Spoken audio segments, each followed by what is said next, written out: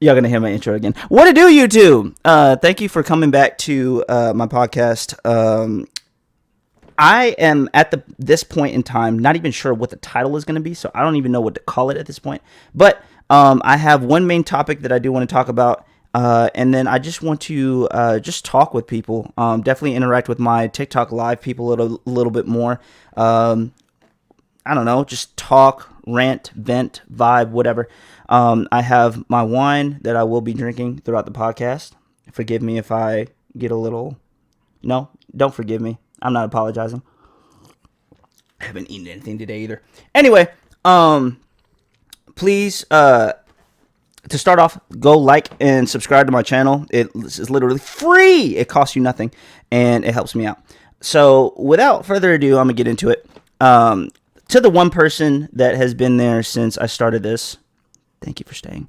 The one big thing that I do want to talk about is what does it mean to be a man in today's society? Because as I was reiterating earlier, society is very different from what it used to be.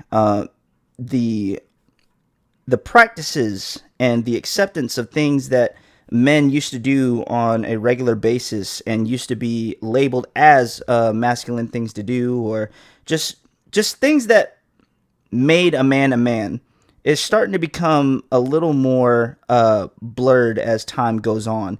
And it's kind of nerve-wracking because now we are in the days of cancel culture, where the things you can say, no matter who is listening or no matter when it was and what the context was, can get you in very big trouble. And at the same time, if anyone has been keeping up with Mr. Jonathan Majors, it shows that a man doesn't even have to say anything for his life to be thrown to the wolves and ripped to pieces and left in shambles. Literally, a woman could say anything, any accusation with no evidence, and a man's career life is thrown down the drain within a matter of days. And I'm here to discuss my concerns. I'm here to discuss what I believe I should do as a man and what I believe I should be as a man, and to discuss the atrocities that is today's society, because let's be honest, people, things are getting a little out of hand. So, first and foremost, the dating game. I feel like men don't know what to be anymore. You know why? Because women have elevated. And I will always reiterate this. I am so proud that women have come as far as they have. I'm so glad that they fought for equal rights. I'm so glad that they have voiced their opinions so loudly, so proudly, and made the progress that they have made. However, the one downside that has come from women basically reaching that pedestal that they claimed that men were on, because if you ask me, at this point in time, we're on even playing grounds, and that is like, in a perfect world sense, we're on even playing grounds. I personally believe women have much more power than men nowadays. They just do. When it comes to the dating game, men don't know what to be anymore, because we found ourselves in a predicament where women are no longer traditional at all. You can call it a good thing, you can call it a bad thing. I'm just calling it what it is. Women are no longer traditional, and biblically traditional, socio or economically traditional, they're not anymore. And the tough thing is, men are still being raised, most men are still being raised to be traditional men.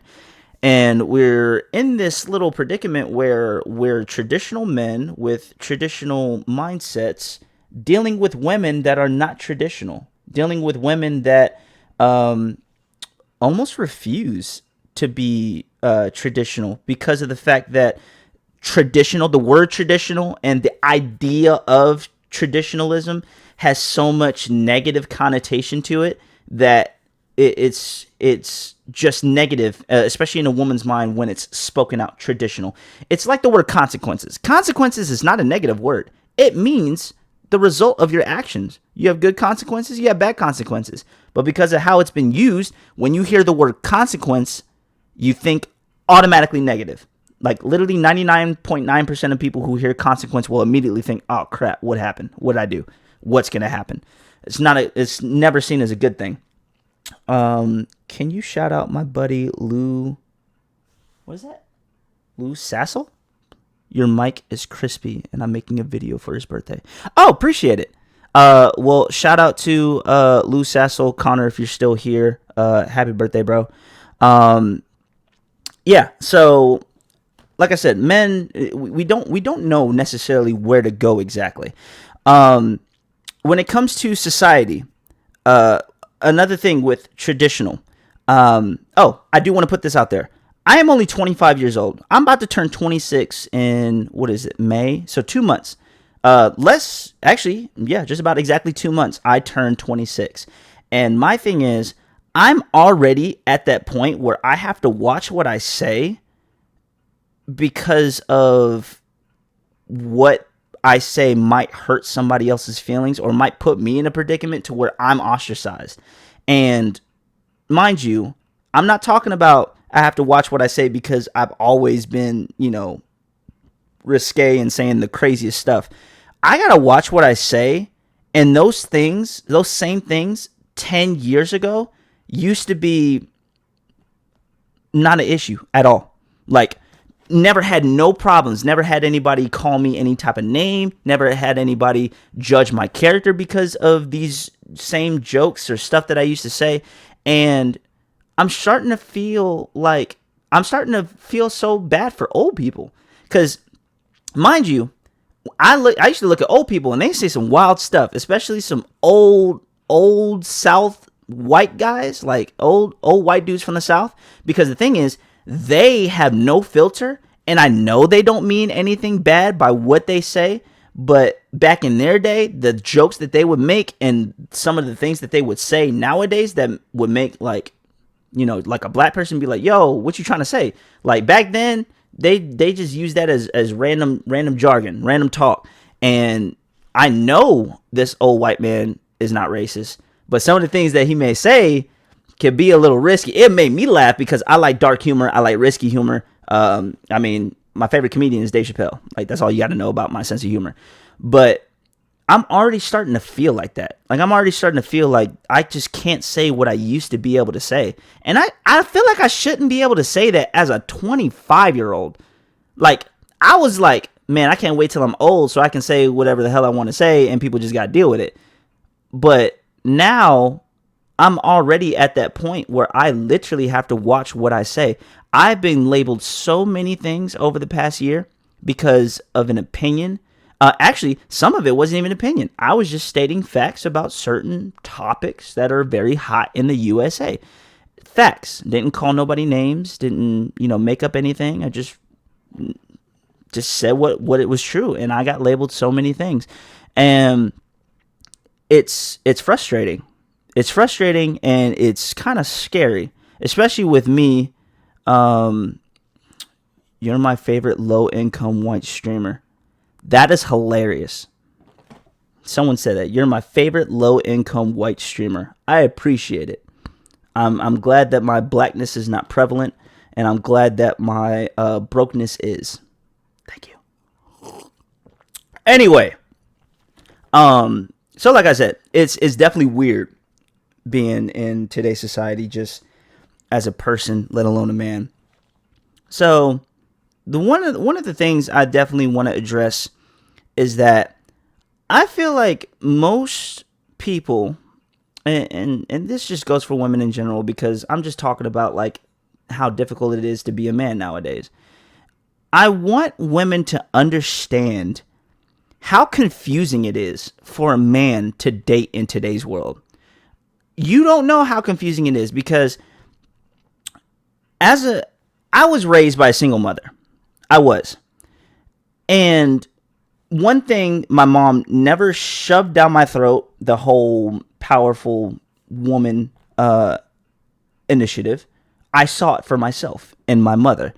I never had certain ideologies pushed down my throat.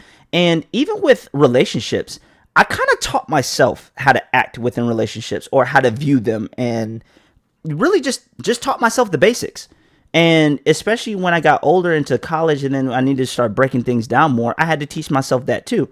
So, mind you, it's not like someone like taught me how to be this traditional mindset man. And to be honest, I'm not traditional mindset man in the sense of like, I guess, working that 9 to 5 thing and going to work your whole life, getting a 401k pension, all that stuff.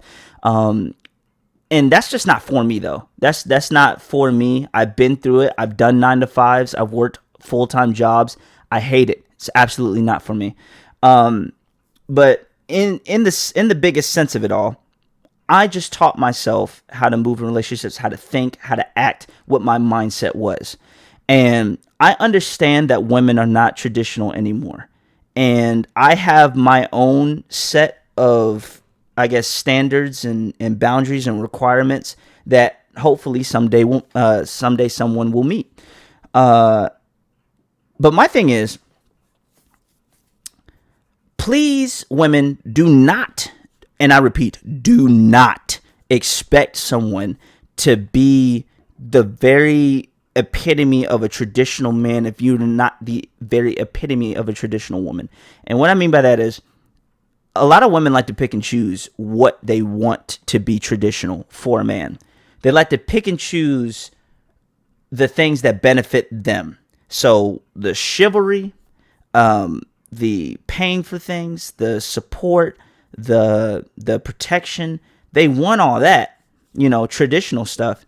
But then when they're asked to submit to their man, when they're asked to be more compliant, when they're asked to do things around the house, when they're asked to, stay at home and take care of the home, and then, it's an uprising. It's, it's misogynistic to expect that of me or to ask that of me. And no, it is not. And like I said, if you don't want to do that, that is perfectly fine.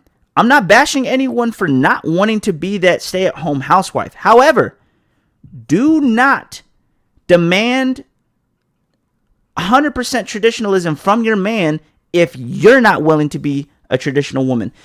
If you're religious, and I am, and if I look through the Bible, and I can get into so many arguments and debates with people about this and about what the Bible says, there's many things in the Bible that I do not agree with. And very religious people will say you have to agree 100% with the Bible or not, believe in it at all. And I believe that's a lie, because if you want to look at it, in Leviticus, they state a lot of the sins that people may know, people may not know, people have joked about, talked about, ridiculed, whatever. In Leviticus, I'll break down, I think, was it 4 or 5 of the sins that I think is ridiculous. So, mixed fabrics, wearing anything with mixed fabrics, if it's not 100% cotton, 100% silk, 100% polyester, that is a sin. In the Bible, it states that it is a sin. It is a sin for a man to trim or cut his facial hair. Sorry, man, you sin all the time just by touching your facial hair. By touching that is a sin. It is not a sin for a man to have sex with a slave woman that he owns, even if she is betrothed to another person. So you can have a slave that is married, still have sex with that slave that you own, and it is not a sin. Piercings and tattoos, they're considered a sin. It's just so many things. And one thing about the Bible that I really pay attention to is that I treat it as a guideline. I don't treat it as a rule book. It's not a rule book, it's a guideline, because the object of Christianity is to live a Christ-like life. And if you're going to spend all your time condemning other people, judging other people, trying to point out other people's sins, then that's treating the Bible as a rule book And not only are you going to push people away from Christianity, which our job is to bring people to Christianity, you're doing actually what Christ didn't do. Christ didn't judge people. He hung out with the sinners. He stayed around the sinners. He brought the sinners to him, brought them into his inner circle, and helped change their lives through not trying to put rules on them, but trying to advise them and teach them better ways to live. So that's what I believe as a Christian man. Now we go into marriage. What marriage means in a biblical sense. In marriage, a man and woman become one. They essentially unify and become one. That's why it's called holy matrimony. Your husband, wife, you become one. If you're a Christian, you are supposed to put your spouse above every other human being. It's supposed to be God and then your spouse. And I watched a video. My homeboy sent me a video the other day, and it was I can't remember her name, but it was one of a big famous actress. She works with Tyler Perry a lot, talking about how people act as if Jesus is their husband and not their husband, because they say, "Oh, Jesus did this. Thank Jesus for that. Thank Jesus for this." And it's things that the husband may be doing, like paying the bills. Like, "Oh, thank Jesus the lights are still on." Well, your husband went to work, paid for it. Thank your husband. And we can get into that as well. But your spouse is supposed to be your number one. The number one woman in my life is my mother. But as soon as I get a wife, my mom comes second. If we get in the car, my wife is sitting front. My mom is getting in the back. That's just how it is. That is how it should be, because your spouse is officially your literal other half, your spiritual other half. Under God, holy matrimony, that's how you're supposed to treat it. And yet we have come to a point where people don't treat their spouse as such. People will put so many other things above their spouse, and to me it hurts. And especially with nowadays, with women becoming who they are now in more of a position for that to happen. You want to know why divorce rates have went up? Because women don't need men anymore.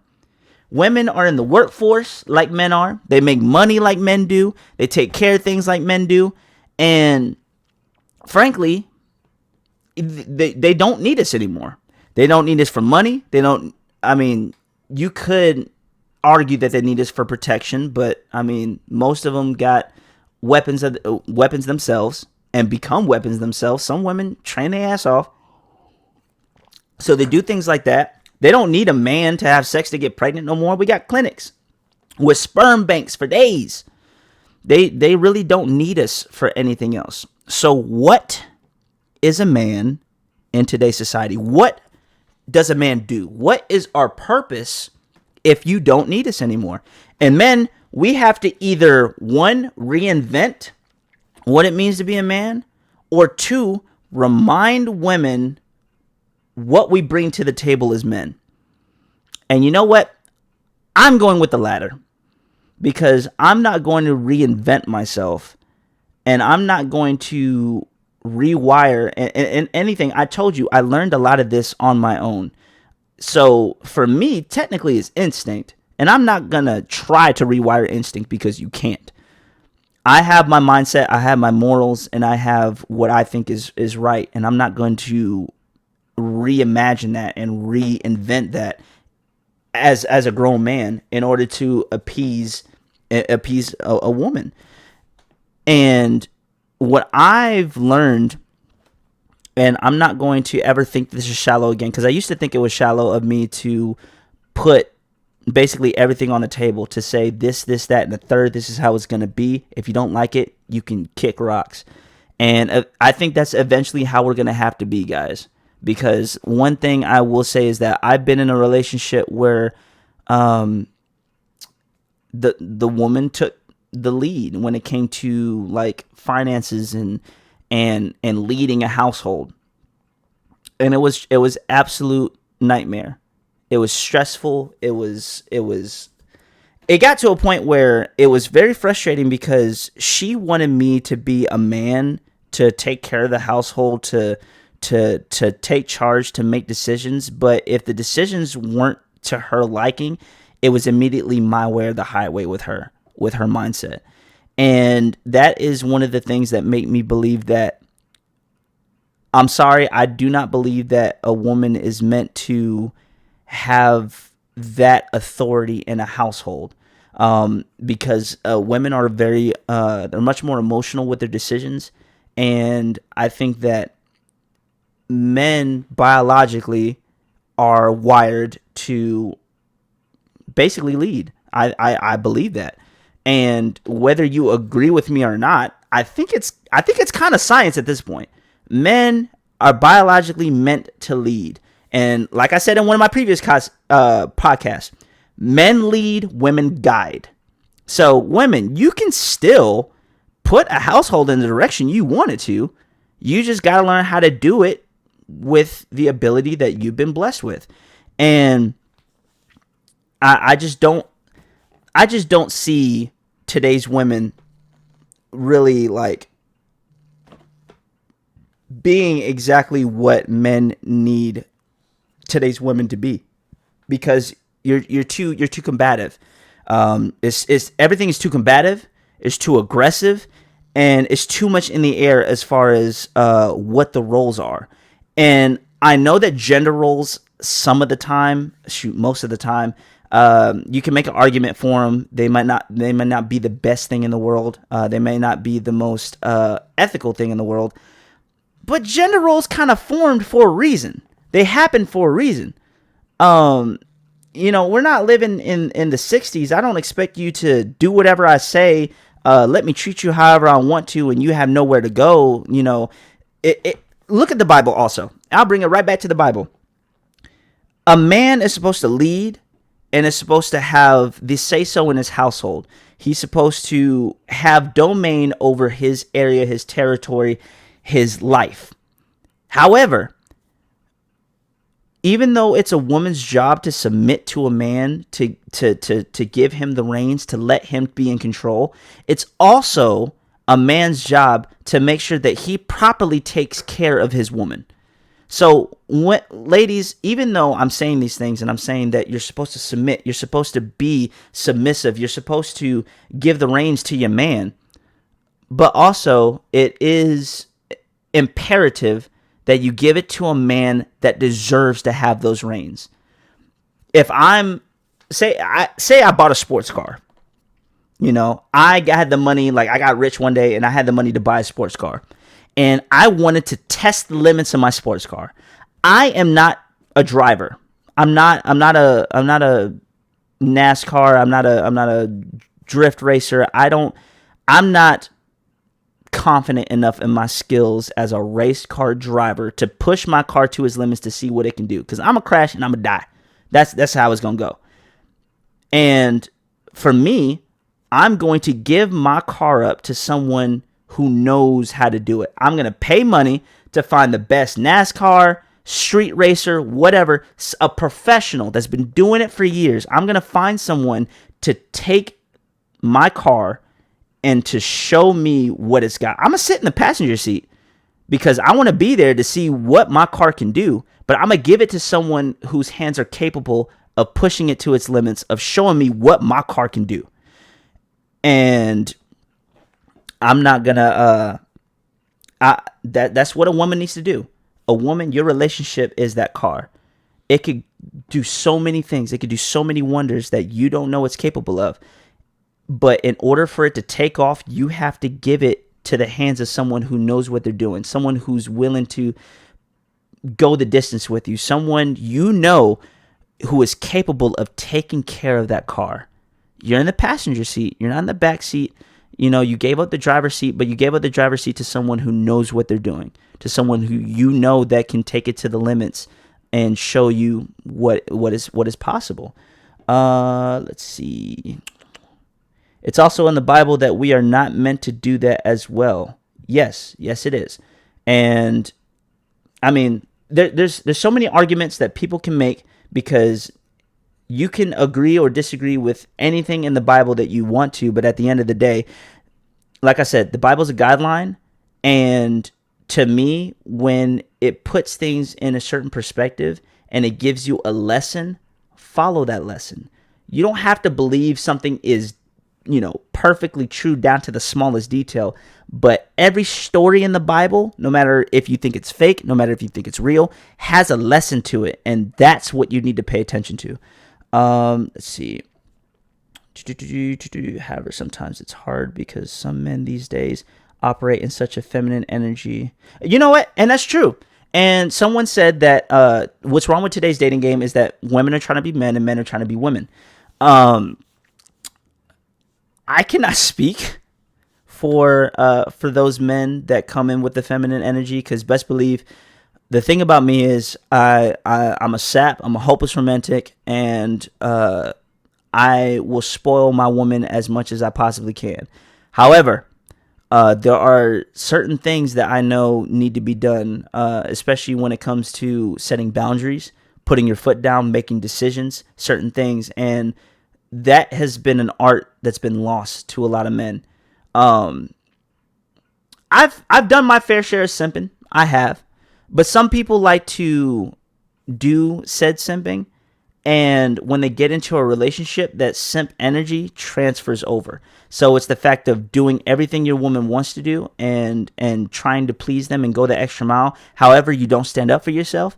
You don't set boundaries, and you don't let that person know right then and there what you're okay with and what needs to be done. Because at the end of the day, everyone needs to teach their significant other how to do right by them, because everyone's different. So, people will let you walk over them. And at one point, I didn't let a woman walk over me, but I was very inexperienced with relationships, and I thought that what they're doing was the mature way. It wasn't. And you just need to follow your gut, follow your heart, and stick to what you say.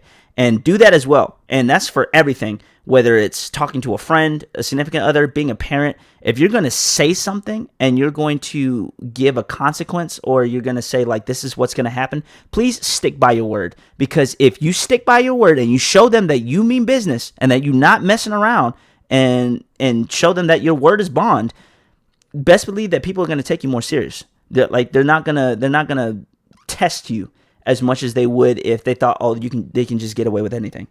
Hey, what's up, Marcus? What you doing? I'm doing a podcast right now, talking about what it means to be a man in today's society, and then also just trying to talk with you guys. TikTok live. That is Marcus, if you're still here. Probably not. All right. I feel like that's also why it's important to learn each other's love languages as well. Yes. Go look at my other podcast. I talk about love languages a lot. It's kind of silly, but it's a very important thing to learn. That is definitely important. So back on topic. Men, I think that we need to reestablish what a man is supposed to be. And I think we need to start to get people on board with it. And you know what?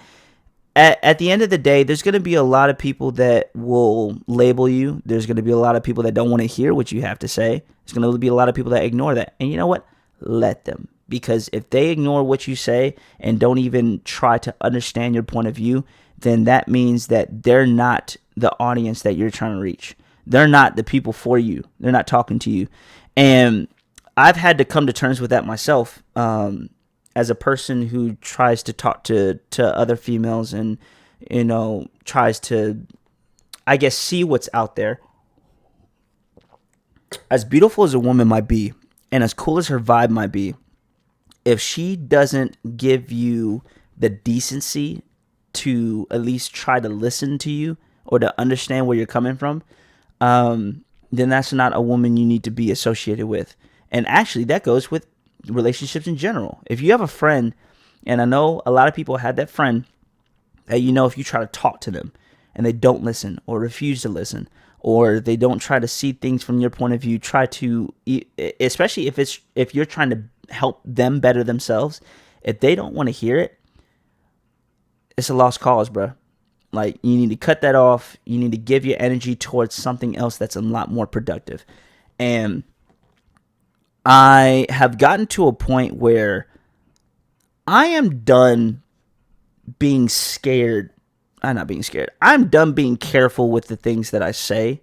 Of course, I'm not going to say outlandish things that obviously I shouldn't be putting on social media. I'm not going to be ignorant. But it sucks that if you go back to my other podcasts, there are many things that I say that I feel like there's no problem with what I'm saying at all.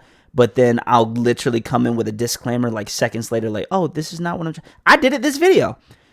I'll say something and I'll follow up with, now, not to get it confused with, or, oh, now just know that this is not how I feel. I'm just saying, the fact that I have to do that after so many things, I don't think a lot of women understand how frustrating that is.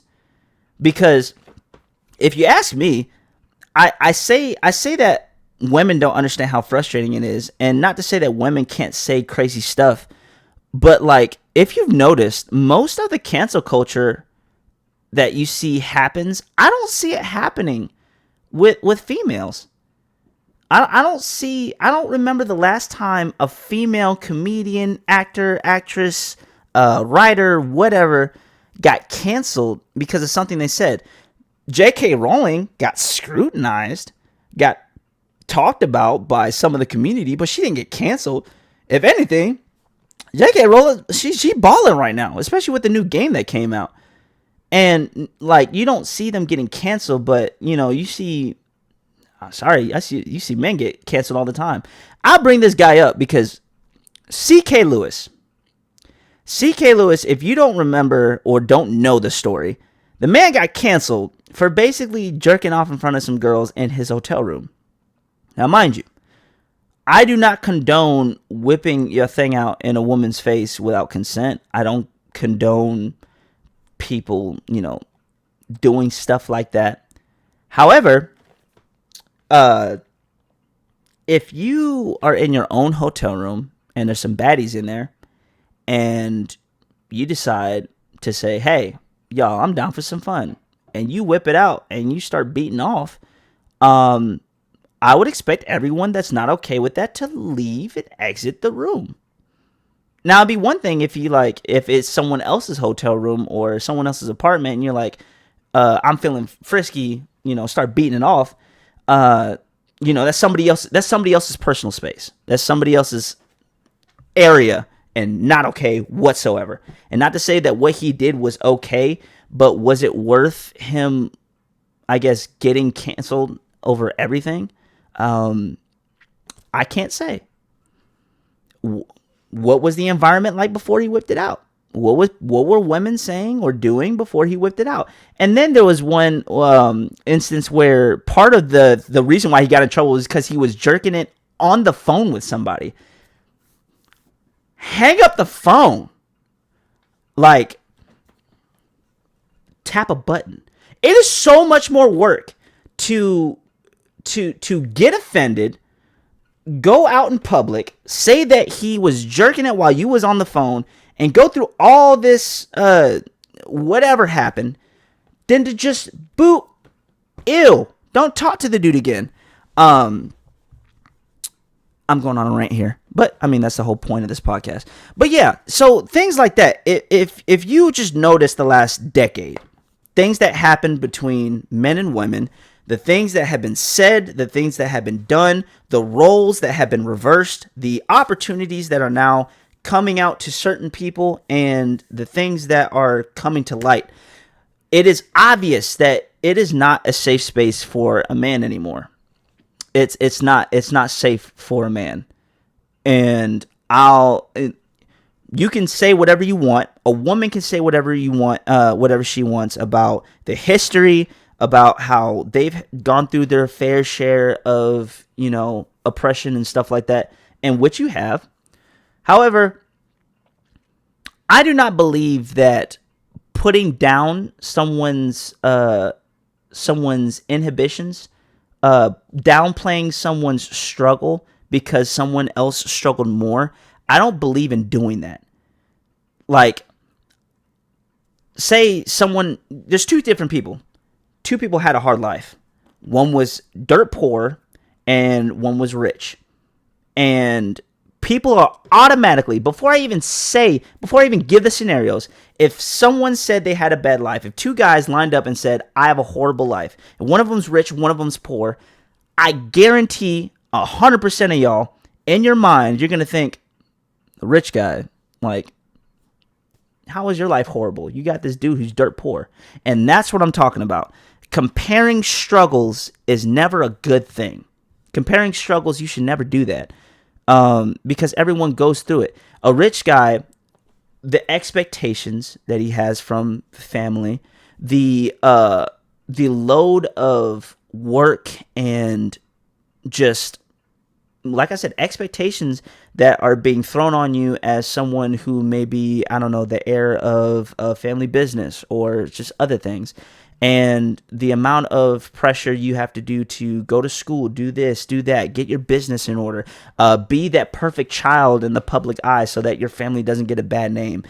That struggle is very different from a guy who no one's looking at, a guy who has no money in the bank, a guy who's living paycheck to paycheck, trying to figure out where his next meal is going to come from. They're very different struggles, but they can both put an equal amount of stress on your life and on your mindset. And it's the same thing now with men. Men are now in a position to where we have to not come off misogynistic. We have to still show those traditional values that show that we are a man, yet we have to watch ourselves to make sure that we're not giving off that toxic masculinity that you claim is just such a hindrance on not only the love life but how you interact in society. You have to watch what you say. You have to watch what you do, especially if, I mean, people are getting like in trouble for things that they said and did decades ago. That's why it's so scary to be a man, and especially striving to be in the career field that I am, because it's sad to say, but what I'm saying right now on my podcast is going to go on YouTube. That's going to be on the internet for basically forever. This could come back and bite me in the ass. And the crazy thing is, I feel like I haven't said anything that warrants me to get in trouble, be canceled, be ridiculed. I'm giving opinions. I'm being respectful, in my opinion. And I'm doing things in a way to where I feel like I'll be all right. But the sad thing is, I don't know that for a fact. I'm not comfortable with not knowing if what I'm saying is going to be offensive in 10, 15 years and I'm going to get sought after. And so many things that people are doing, so many things that people are saying, it's frustrating. At the end of the day, just know that men are frustrated. We have been put into a corner. We've been put into a cage with so many restrictions and locks on what we can do, what we can say, and what we can be about. And it's horrible. It's sad. I don't want to be in a space where I have to constantly worry about what I say. And I'll say this.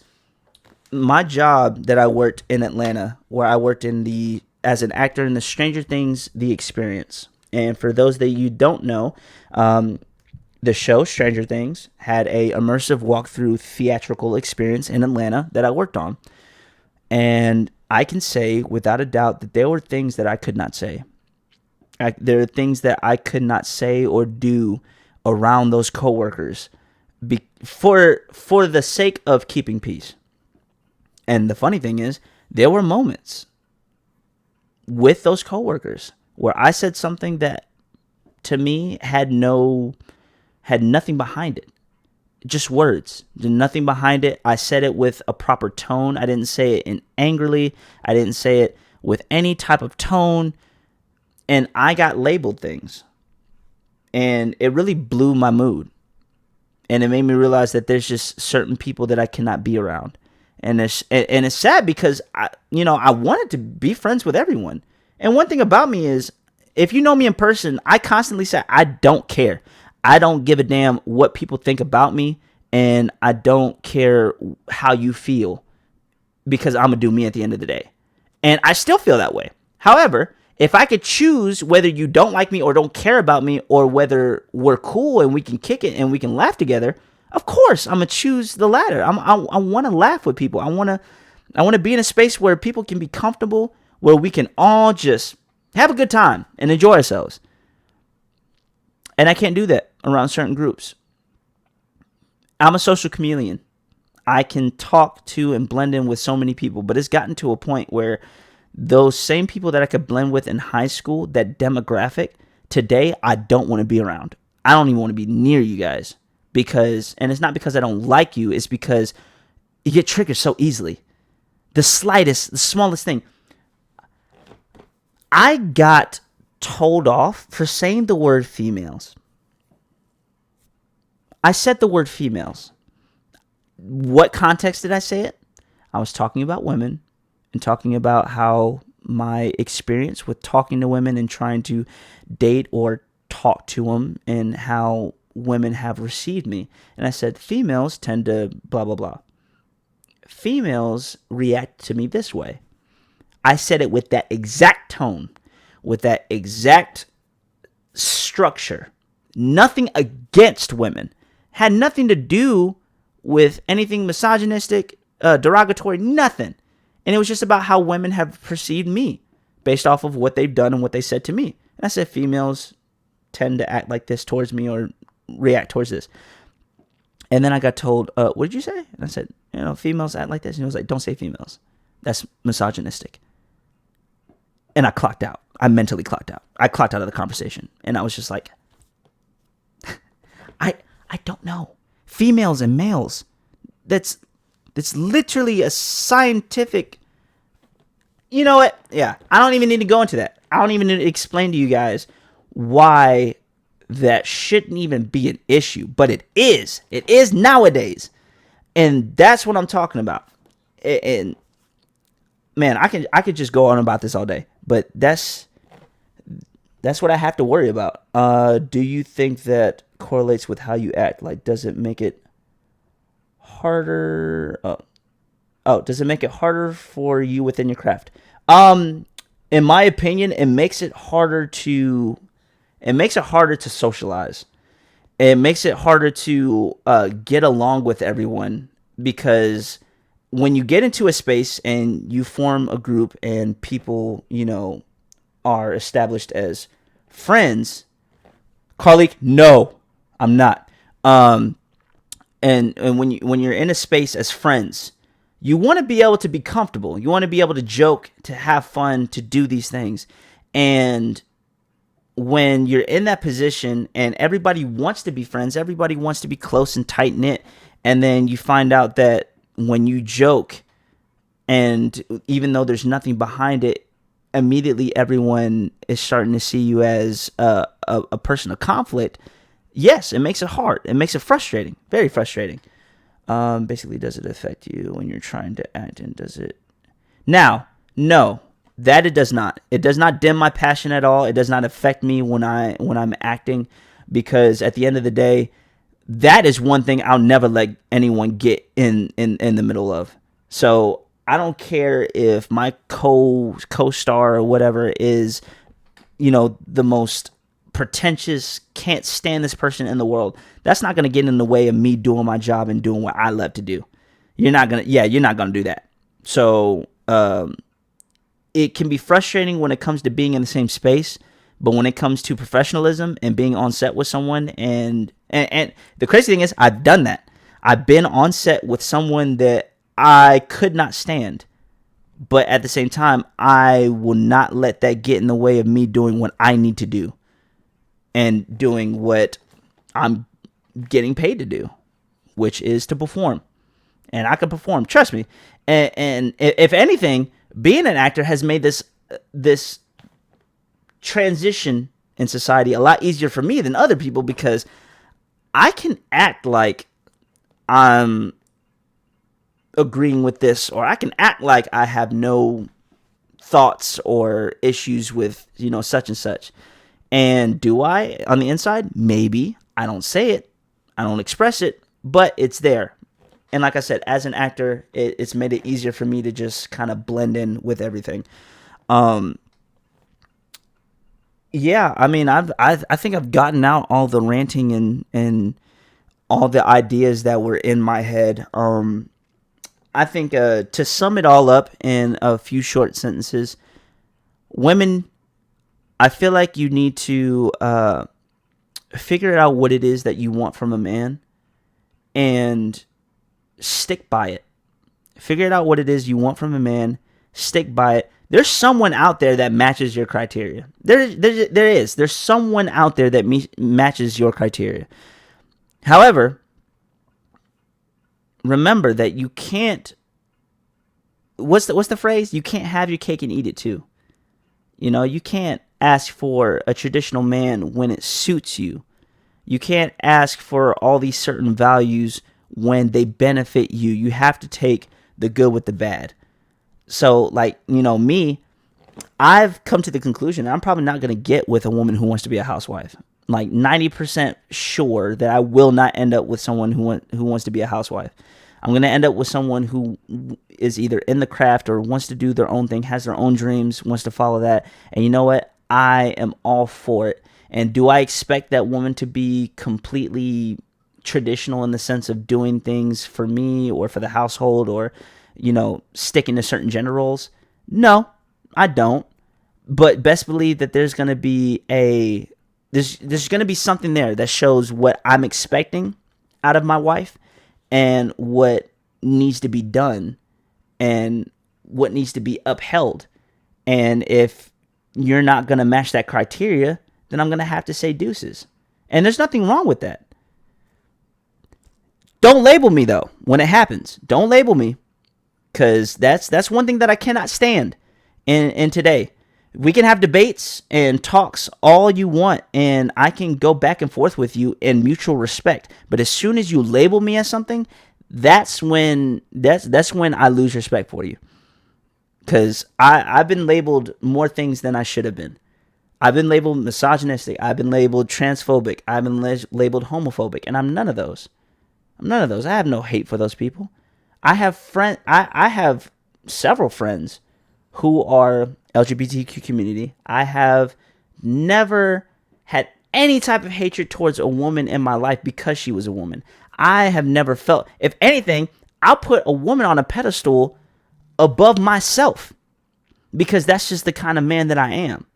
And that's who I want to be. I want to make my woman, my wife, feel like she's the most important person in the world because eventually she will be. To me, she will be. But I don't think that it's fair.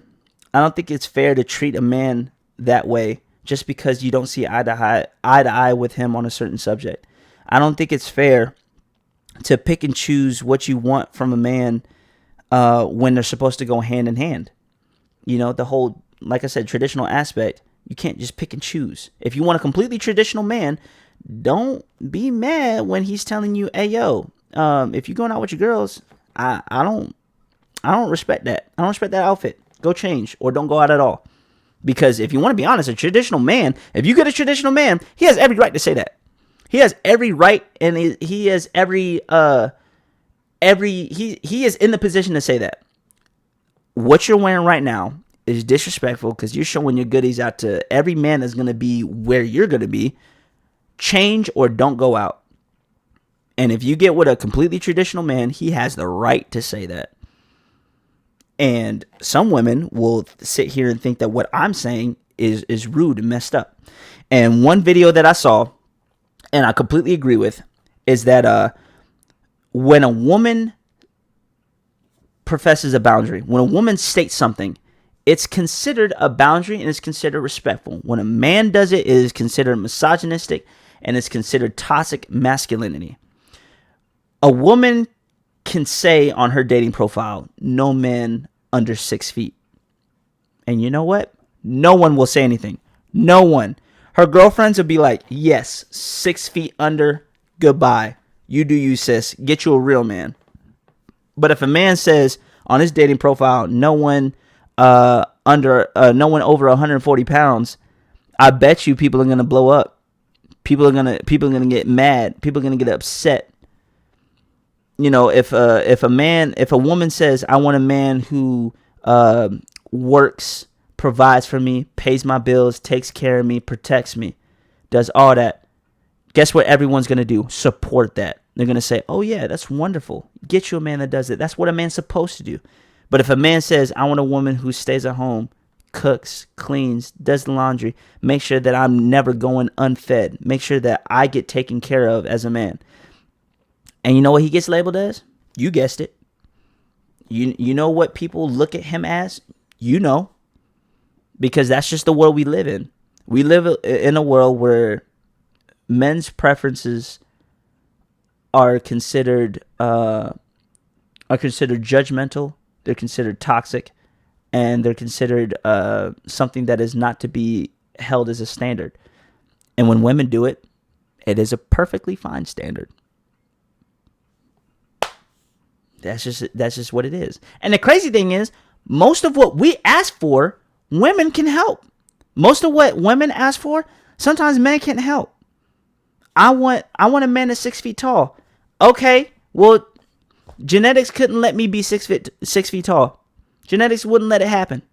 I stopped at 5'10". Take it or leave it.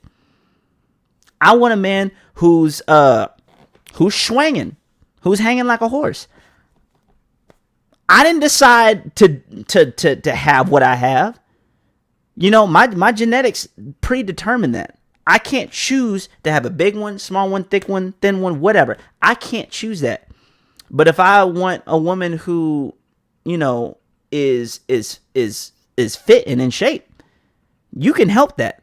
And for all those women who will say something like thyroid problems or anything medical condition, that, what did they say on the Fresh and Fit podcast? The exception does not make the rule. You know how many people out there have a literal medical condition that keeps them from losing weight? A very low percentage of the American population. And guess what? If I meet someone and I like them and they tell me that that's an issue, if I'm willing to stick with that, will that be an issue in the future? No, because I'm a reasonable human being. But if I get with you and your reason for why, you know, you may be overweight or whatever is, ain't got time, ain't got the energy, don't do this, don't do that, that is not an excuse. I'm sorry. I don't believe it is. Because I've been at a point where I was overweight. And I didn't make excuses for myself. Yeah, I was in a position to where my significant other wasn't really, you know, helping. But at the end of the day, everything I was doing was my decision. It was my decision. It was what got me there. And I'm not going to put my excuse on someone else. I'm not going to blame it on something else.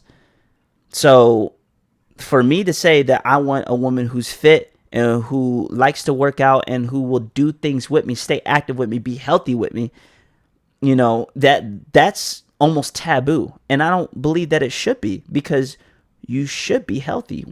Humans are not meant to be big. You know, humans, unless you're 6'5" or over, we're not meant to push 200. Even men, we're not meant to push that weight. So if I see a 5'6" woman and she says, yeah, I'm 220, and I'll be like, damn, that's big. It is. I'm sorry. And I'm not sorry. It is. And that's just how it is, because we're not meant to be that big. We're meant to be active. We're meant to be healthy. I want my family to be healthy. I want to make it to my 80s and still have my wife next to me. And if she's not next to me, I hope that we go, you know, less than a couple years apart. And I hope that when she goes, it is at a reasonable age. You know, if my wife dies before 60 and it's not some freak accident or, I don't know, something like cancer that you can't help, I'm going to feel some type of way, because I'm going to be like, well, there's so many things that we could have did to be healthier, to live a better lifestyle. I got a medical condition called love food. Get out of here.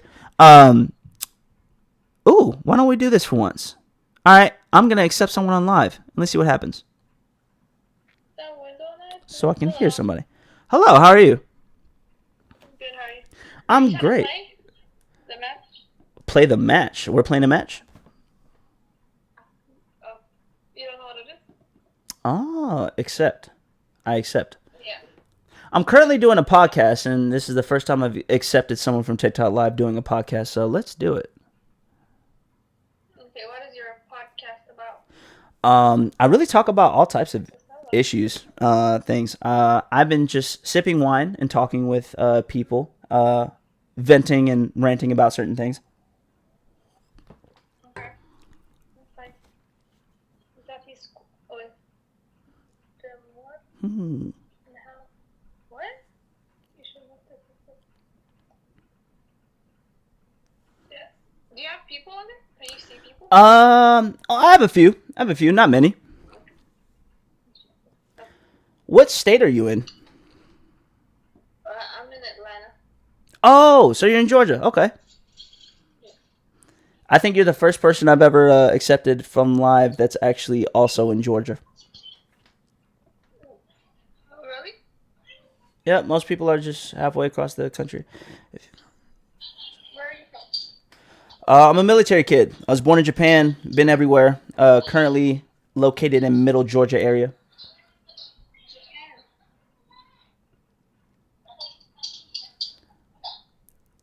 Yes, a lot of people say that's why I look Blasian, but that has nothing to do with it. Just happen to be born there on base. Okay, where are you from originally? Well, like I said, I was born in Japan. I was raised early life. I was raised in California, England, and Virginia. So Oh, okay. That's a lot. Okay. I mean, that's good. where are you from? Originally Ethiopia. Ethiopia. Nice. Yeah. You You know were where that is? Understood. you were raised there. You guys have? Yeah. How old were you when you came to the states? Like 10. Oh, okay. Yeah. So I take it you're bilingual. What does that mean? You speak more than You one have language. midnight. Yes, yes, yes, of course, of course. Yeah, yeah, yeah. I thought you said something else. Yeah. I speak Amharic. It's we call it Amharic. It's Ethiopian language. Yeah. Mm. It's called Amharic. Yeah.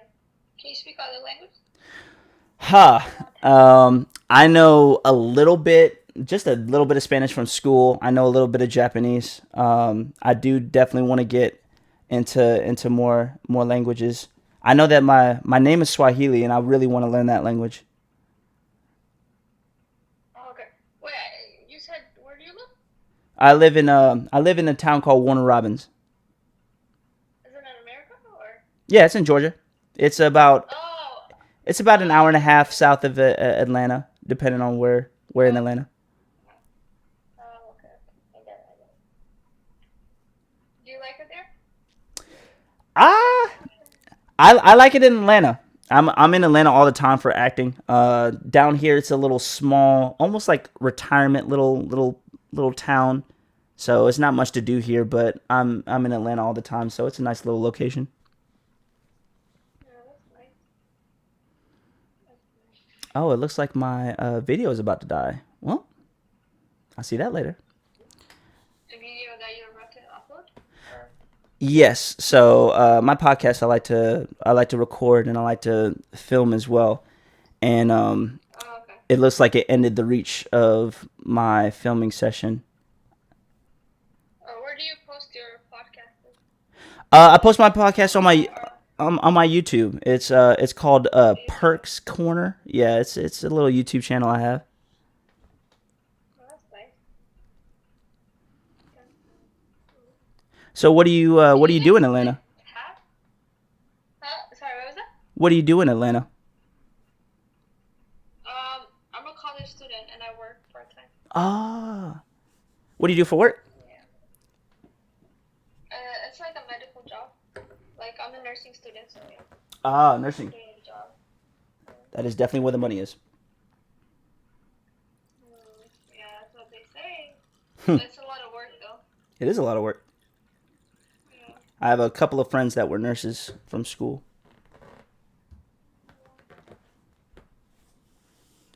But I think I cut you off. Were you about to ask something? Okay. Nobody's tapping in. I I think was gonna say I don't know what exactly is going on with this game, but we are some both people at have zero to zero. like give you gifts. Ah, So to play, and then I mean, oh yeah, they give you gifts, and uh then huh. when you get more gifts, you win. So yeah, nobody gave me. They left. Nobody get to me either. Yeah, but it was nice chatting with you. I will watch your YouTube. Right? Ah, thank you. Yeah. Alright, see ya. See ya. Well, that was lovely. Um, definitely fun.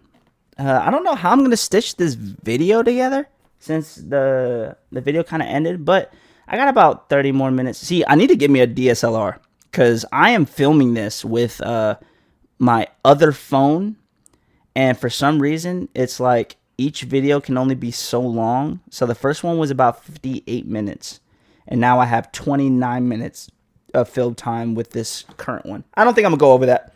Probably not. But my question is, I'm gonna see. I wonder who is in here right now. Who is in here? Lamar, I love skating. Lisette, hey, what's up? I'm so proud. But yeah, usually people don't stick around too long. I'm glad. I'm glad that you guys decided to join me. Hi, what's up? What's up? What's up? Um, I really don't have much else specifically I wanted to talk about this podcast. Though I did want to interact with my longest podcast of all time.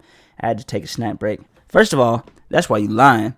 Are you going to have people on your podcast? I definitely plan on having more people. I have another mic, one of these as well. So I have one podcast. It's not a video podcast, but one of my earlier podcasts on my YouTube with. I have one with my homeboy Jason. Well, Lisa, you know Jason, Tim's son. I have one with him, and I have one with my homeboy Philip on there. As far as filmed podcasts, I did have one with an actress friend from Atlanta. Some issues happened with it, so I wasn't able to post it. But I definitely plan on doing more with video and having other people on the podcast. But meanwhile, I just do this in my free time when I'm able to. When I have topics to talk about and certain things that I want to get off my chest per se. But yeah, I definitely thoroughly enjoy this. I think it's cool. Oh, thanks. I consider myself to be a cool person sometimes. But no, I definitely want to keep this up. I'm thinking about what I'm gonna do with my YouTube because I don't want to only post podcasts, but recently that's all I've been doing. So I might start getting into. I'm gonna start one with two of my other friends. Do it, do it. I will support it. I will watch it. I'll listen to it. I'm thinking of doing some like skits, like just putting together longer skits, putting those together, making collages of like dances that I've done that I like. I don't know. I feel like I want to get more so in my creative mindset, especially with the summer coming up, because summer is big when it comes to work, to acting and performing. So I definitely want to start doing more things as far as performing and working on stuff like that. But you boring though, and you a lie. I know you a lie. Uh, shoot. Does anyone have anything they want to talk about, discuss? There's 5 people in here. Five lovely people. I know someone's got something they want to talk about or say or.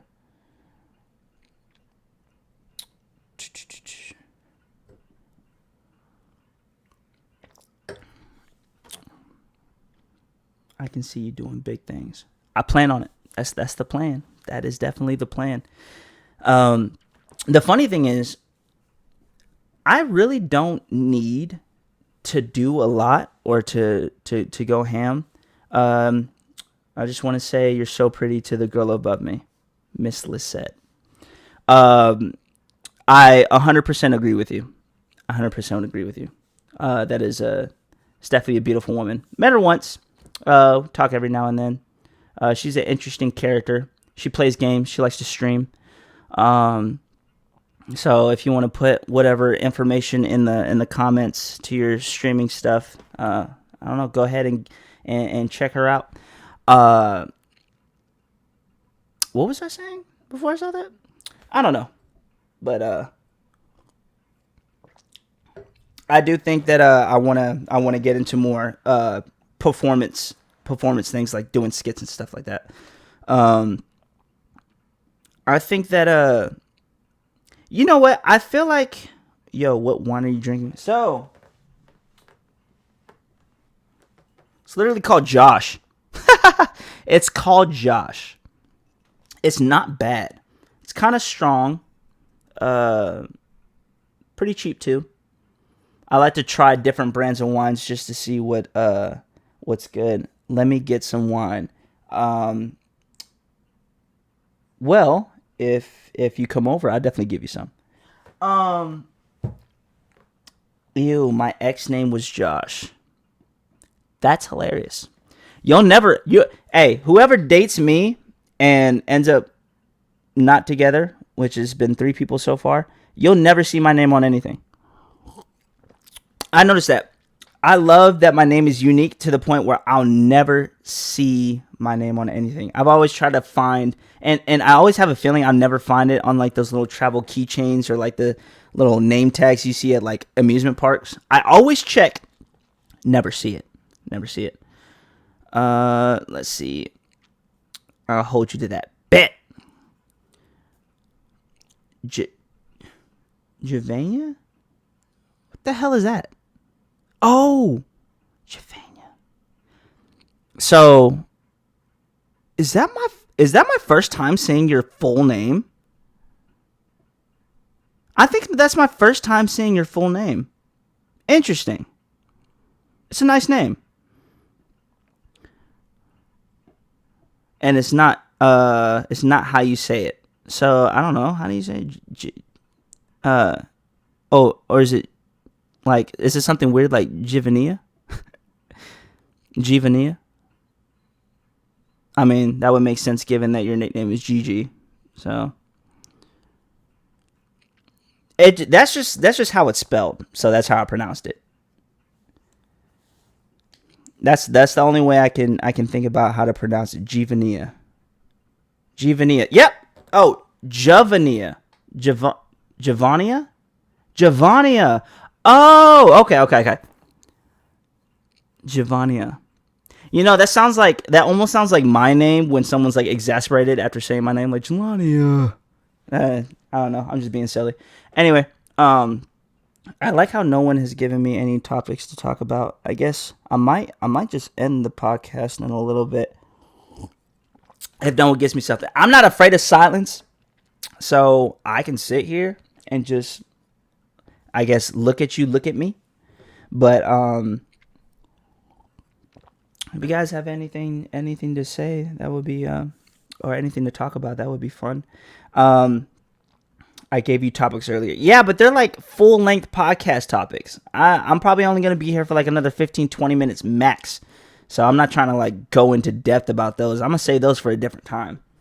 Well, I don't know. Anime I might be able to do really quickly. For those of you that don't know, I am a big advocate for watching anime. If you care, I usually watch sub only. I don't judge anyone if they watch dub. I'm not one of those like the Apple versus Android people. I'm not like that.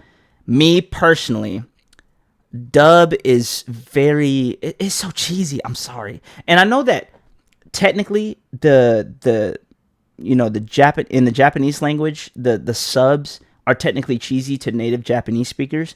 But if you ask me, if I were to listen to sub and listen to dub, it's much less cheesy in sub. Sorry, I can't stand it. I watched Dragon Ball Z in dub, even though it's pretty dramatic. I remember I used to watch it all the time as a kid. I watched it a little bit as I got older, and I'm not gonna lie, some of the voice acting can get a little goofy. Not that Apple versus Android people. Yeah, because that's exactly what it's like. The whole argument of dub versus sub is very similar to people arguing Android versus Apple. Like, and it's funny because I saw a snippet of a stand-up comedy, and it was like the most racist people in the world are Apple users, because as soon as they get that green text, they'd be like, "Oh, we can't talk to you. Too good," and that shit's hilarious. And it's very similar with the whole dub and sub. I'm not a part of that community, even though I watch only sub. It's only because of my personal preference. If someone says they watch dub, I'll never be like, "Oh, you're." So what does sub mean? Holy set. She's a. Are you a newbie to anime lingo? Yeah, you probably are. So sub is the original. Is the original audio. Is subtitles. So sub means subtitles, and it's the anime, the Japanese language, and you read the English subtitles. Dub is, of course, where the voices are dubbed over with English voices. So you ain't got to read subtitles. It's English that you hear. And that's what sub versus dub means. So subtitle, dub, voice dubbed over. But yeah, I just can't watch dub, man. I think the anime that I've watched dub that I thoroughly enjoy, Dragon Ball Z, Bleach. Honestly, the mainstream animes, Dragon Ball Z, Bleach, Naruto, I can watch dub. That's decent enough. I think that's just about it though. Most other ones I watch sub. And welcome to the fan. You're with us now. I'm not sure about that yet. Naruto's the only one I can do dub with. Yeah, basically. I can't watch. I'm sorry, but Goku's voice actor is the reason why I can't watch DBZ sub. Dragon Ball Z is the only anime that I cannot watch sub because of him, because of his voice actor. Old Japanese lady. I don't know how she got the job for one of the most masculine anime characters in history. I don't know how she got the job, but she did. She's making millions. No one has still given me a new topic. Oh, just keep talking about anime. So a little background on my anime journey. You know, the first anime other than Dragon Ball Z that I watched, I think Dragon Ball Z, Naruto, and Bleach were the first ones that I ever seen on TV. But the first anime I ever watched all the way through that wasn't mainstream, and Gigi, I want to see if you know this one, is called Clannad. So Clannad, probably one of the saddest and most heart-wrenching romance slice-of-life anime I've ever seen. It has a very small touch of supernatural, but man, I've heard of it but haven't watched it. If you love romance animes, it has to be on your watch list. Clannad, Clannad. Clannad is a heart-wrenching roller coaster of emotions that I'm still not over to this day. Wonderful show. And I watched that, I think, when I was either 15 or 16. I was 15 or 16, got hooked on anime. I tried One Piece initially. I made it to like episode, actually I remember the exact episode I stopped on, 127. It was during the Alabasta arc. And I got bored. Stopped watching it in high school. I was 16. And then I think this was my freshman or sophomore year of college. I was either 18 or 19. And I'm randomly looking for anime to watch. And I was like, you know what? One Piece, I'll start it back up. Had to start a few episodes early. And man, afterwards, I got hooked on it. And I'll say this. I think that people need to understand that anime is not cartoons. Anime and cartoons, American cartoons, are completely separate. even the animated cartoons that, the adult cartoons, when it comes to story, anime is so much more well built. And I had to get older, a couple years older, to appreciate the story that was One Piece, because I was just bored. Because if anyone has watched One Piece, the Alabasta arc is not action heavy. It's very story driven. So as a teenager, I'm not surprised that I got bored. But when I started that back up as an adult, I'm freaking hooked. My first time watching anime was One Piece, and my first manga was Fruits Basket. Fruits Basket is, I haven't read I haven't read a lot of manga. I've read One Piece manga, but other than that, I've not read a lot of manga. And that's another version with the anime community, the verses. You have the anime watchers versus the manga readers. And the crazy thing is, Crunchyroll started allowing comments, and I'm not gonna lie, manga readers spoil the shit out of anime sometimes, and it's very frustrating. I don't care if you're a manga reader. I don't care if you're anime only, like myself. Don't spoil nothing for nobody. Like, if 6 months have passed by since this episode aired, you have a right to say something. You have a right to say something. Actually, no, I take that back, because there's so much anime out there, you don't know what somebody's on. The crazy thing is, One Piece was so mainstream, but it's really ridiculous how nothing was spoiled for me initially. Nothing has been spoiled for me except for when I read forward into the manga. And still, I'm so excited to see that animated. So, One Piece, fan base, I love you guys because you don't spoil anything. I hate when my mom comes in my room. I see you watching your cartoons. Yes, because it is not cartoons. It is anime, you uncultured swines. Cartoons, they don't carry the same weight at all. They don't carry the same weight. Speaking of cartoons, actually, everyone that's watching, what is your favorite cartoon as a kid? I'll go first. My favorite is Tom and Jerry. It has always been Tom and Jerry. It has not changed since I was like 7 years old. Scooby-Doo, very good choice. I respect your choice, and I accept it. I accept it. I'm just waiting on 2 more people. So we got Tom and Jerry, we got Scooby-Doo, definitely some hard classics. For some reason, I'm setting myself up to hear something I don't want to hear. Johnny Test as well. Johnny Test was actually a really good show. Johnny Test was a good show. Would I call it one of the GOATs? No, but really good. Scooby-Doo was top tier. I was obsessed. Absolutely. Anyone who doesn't agree Scooby-Doo was top tier can go jump off a bridge. So I guess that's 2 for Scooby-Doo. There's one more person in here. He's been silent. I think that's a he. What is this?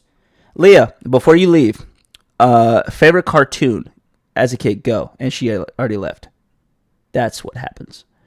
Who is this? I don't even know who that is. I can't see. Let's see. Everyone's leaving, and before I get a chance to like tell them to say their favorite cartoon. I guess skating is not gonna respond. But anyway, Tom and Jerry, my favorite cartoon. However, I will say that a cartoon that deserves an honorable mention that I watched today, the best new age cartoon in my personal opinion, has to be The Amazing World of Gumball. That is a wonderful cartoon. Hey, everyone in here, before you leave, name your favorite cartoon growing up. Name your favorite cartoon growing up. But yeah, Amazing World of Gumball is a very good show. And the reason why I love it so much is because of the fact that they put so many adult themes in there with, I don't know, I guess the comedic timing and their execution is top notch. They have top notch execution of comedy that's good for kids and adults. SpongeBob is one of those examples of a show that's been going on too long. Honestly, SpongeBob used to be really good to watch. I could watch seasons 1 through like 3 by my and enjoy it, but nowadays, bro, I'm sorry, I can't watch SpongeBob. It's too the comedy is too childish, if that makes sense. So there's a very raunchy, childish comedy to SpongeBob nowadays, and I don't like it. I don't like it. Same thing with Teen Titans Go. Teen Titans Go, it has its good moments. I will admit that Teen Titans Go has had a couple of moments where it genuinely made me laugh. Other times I'm like, this is a piece of crap. Where did you get your shirt? It's dope. I can't remember. I don't know if I got this from Spencer's or Walmart. I'm going to be 100% honest with you. The best places to get graphic tees, random good graphic tees, Spencer's, Walmart, and GameStop. I love the graphic tees that come out of it. This is, as most of you may know, this guy right here, Miles Morales, he is my dream role. I would love to play Miles Morales in a movie in the future. I don't think it's going to happen, only because of my build and my voice. I feel like I'm a little too stocky for Miles Morales. Even if I were to like not eat for like a week, I feel like my build, my shoulders, and my neck too big for Miles. He needs to have a wiry frame, but I would love to play him. If I had a chance to audition for him, I'd pour my freaking heart out. Actually cosplaying him from MomoCon. You're cosplaying Miles Morales? Interesting. I don't think I've seen a female cosplay for Miles Morales. I will say this though. The first chance I get, and Gigi, I think I've talked to you about this. The first chance I get, I am cosplaying as Ogun from Fire Force. I will do it. Paint and everything. I'll literally go out in the sun for a week straight and get darker just to look just like him. And my hair's long enough to braid, so that's not an issue. Get my mom to braid my hair, and then I'll put on the fluorescent orange paint and everything, the jacket, the boots. I am rocking that shit. Plus, I got to get myself in shape. That's why I've been working out so much. I've been working out specifically to cosplay as Ogun.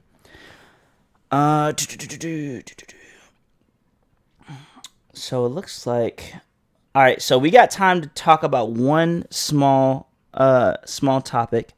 We got about a good 5 minutes. If anyone would like to say anything, to, I don't know, put anything out there, to say something. Say something. Screw it. Why not? We got 5 minutes left. I'll leave it up for any comments, any topics, small, quick topics that we want to discuss, any comments. Ideas for future podcasts. I would love to take those. It's probably the earliest I've ever done a podcast too. It's only 8:30. We seen the video, bro. They're sharing it. What video? We seen the video, bro. They're sharing it. They're showing it. What video? I'm actually genuinely curious. What video? What video is he talking about? Is he still in here? No, he's not. So what is he talking about? We've seen the video. What did I just mention that would warrant that comment? We've seen the video, bro. They're showing it. Huh. Oh well. Well, yeah, like I said, now we're down to 4 minutes. Say whatever you want. Comment whatever you want.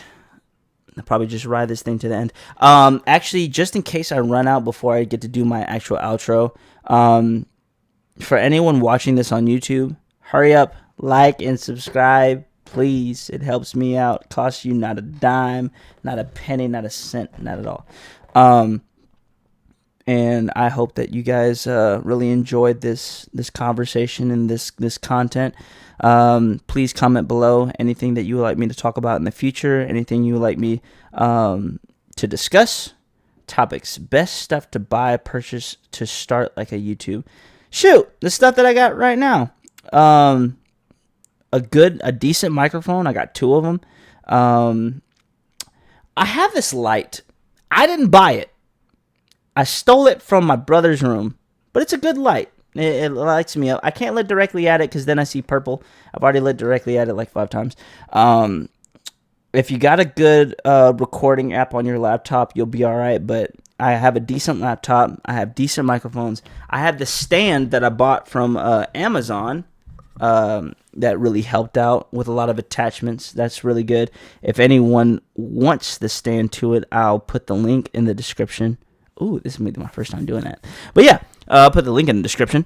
I'm going to dislike it and unsubscribe. And once again, stop lying to yourself and to me. Let's see. I have 125 likes this TikTok live, so it was nice. The light's so bright, I thought you was white. And I guess we're lying again. Act like you don't see all this caramel. But let's see. Who was it? There was someone earlier that said, you're my favorite low budget white streamer. That shit was funny. I'm not gonna lie to you. That made me laugh on the inside. Oh, I could do that. I could go on a little rant about that. So, I am very irritated at the fact that a lot of people like to call me white or call me not black because of how I act, how I talk, how I walk, how I dress, whatever. I think that needs to stop.